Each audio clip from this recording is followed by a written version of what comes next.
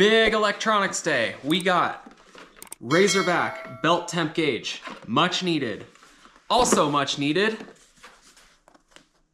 Evo tuned ECU. So stoked on this. Needed this for a long time. I am down like, I don't know, 15 miles an hour compared to my competitors because I still have the stock tuning in this thing. Well, I did. Now I don't. Anyway, these are speed limited at 90 miles an hour. You can easily get way more out of an X3. Got two cars coming up wanting to party, but they're back there, so just stay with it, keep with it. Speed limit, that was the speed limiter. Really? Yeah. Yeah, we're fucking matted right now. That sucks. You gotta get that fucking reprogrammed. Yep. You're down 5 miles an hour. Especially one of the turbo RR ones.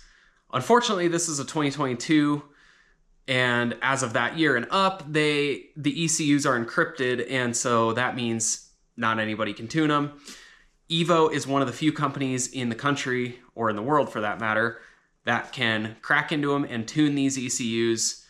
And this is just the 91 octane stock injector base tune. I think it's like 225 horsepower, something like that, 220. I forget the exact number.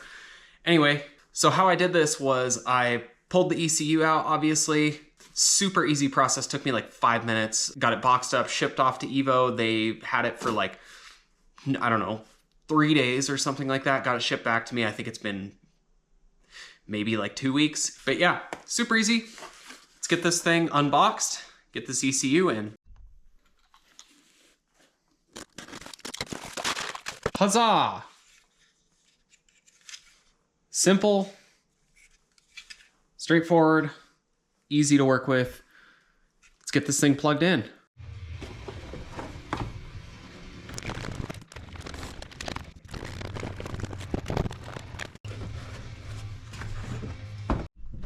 All right, that's installed. Let's fire it off and see if we got any issues.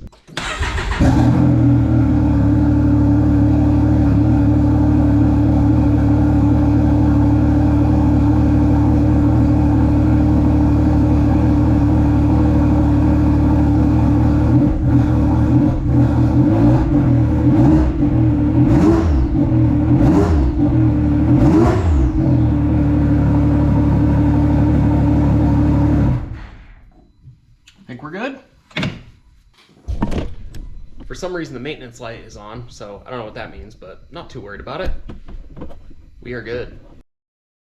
Small part, but I'm excited about this. Something I've needed for a long time on this car. We have had good luck, knock on wood, with belts, knock on wood again. I haven't blown a belt yet, knock on wood, but I have ran into high belt temperatures. This is a 2022 Can-Am X3. It has the stock belt temp sensor built into it, but it's an ambient temperature, not a true infrared temperature sensor. So I got, boom, Razorback temp gauge. Real excited about this. There have been several races now that I have had to check up because the belt's getting really hot. To the extent I needed to, not sure. I would see like 140, 145 on the gauge, which seems hot for an ambient temperature. I know it's not true belt temperature. True belt temperature is probably closer to 200 at that temperature, from what I can tell. That said, now I'll know. So let's get this unboxed. Shazam! Red bezel. I also got the factory mounting bracket. This just goes off the right side of the stock dash. That'll be later. But what comes in here, obviously, the gauge. I chose red bezel, and the momentary switch. You can obviously scan through a whole bunch of menu things. I'll get to that later.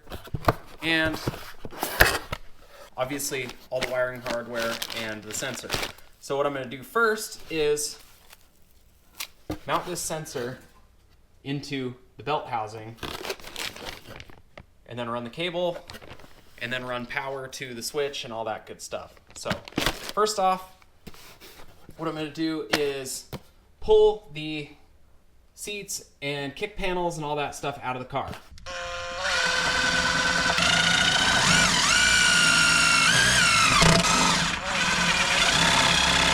Okay, so that's the hole drilled, that's the sensor. Sits something like that. And then you just put a jam nut on the bottom. But I need to put Loctite on this.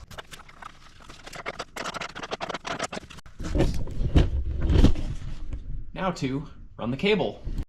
Okay, so that is the sensor wire ran. Went up and over there, up over the sway bar, and then down in there. Really hard to see, I just need to clip the zip ties out of the way of the sway bar. Tried to keep it away from everything moving and everything hot.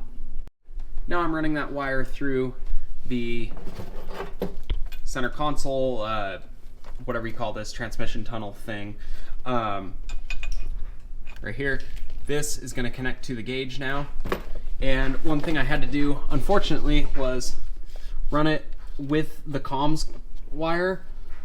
I tried to separate it using this little zip tie technique. You run a zip tie all the way around it, and then you do one right up against it like that to keep them separated, because I don't want the RFID from this to interfere with our intercom lines. On the other side, it's a mess. I'll show you when I run the power to it. There's no more room on the other side for any more wires.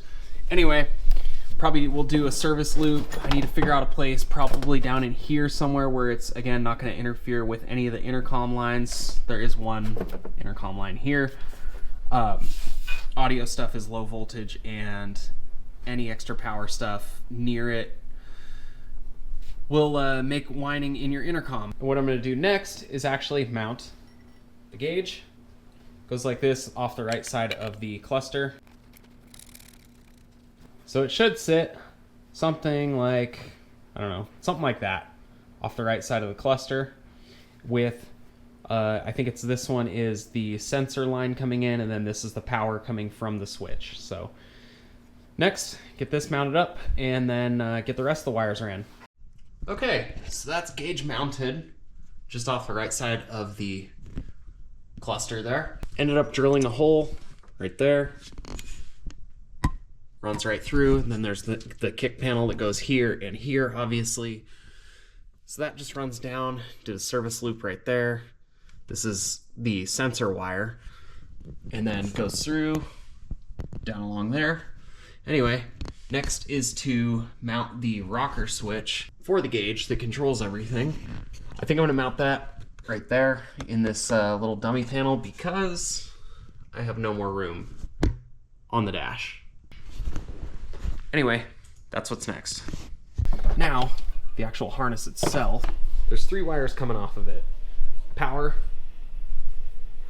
the gray one is the switch, so this will run right to there.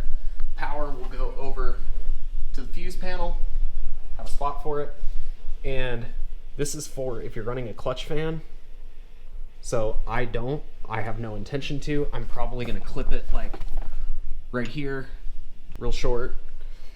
And if I decide to use that later on, I can just add wire to it, no big deal. Anyway, gonna get the switch mounted right now and run this power, and then we should be good.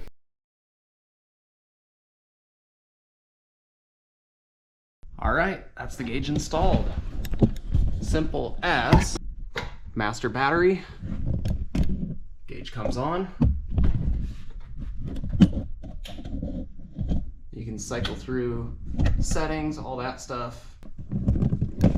But yeah, the green, I believe, for regular operating temperature, I think it goes yellow when it gets to, like, I don't know even what temperature, hot.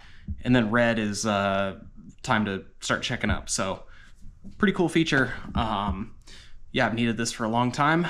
And yeah, you saw the ECU install, super easy. Car runs, well, it runs. I haven't tested it yet. There's other stuff to do on this before I can drive it. But anyway, that's gonna do it for this one. Thanks for watching. Next one should be drivetrain stuff. So stoked to get this thing going, and thanks for watching. Peace.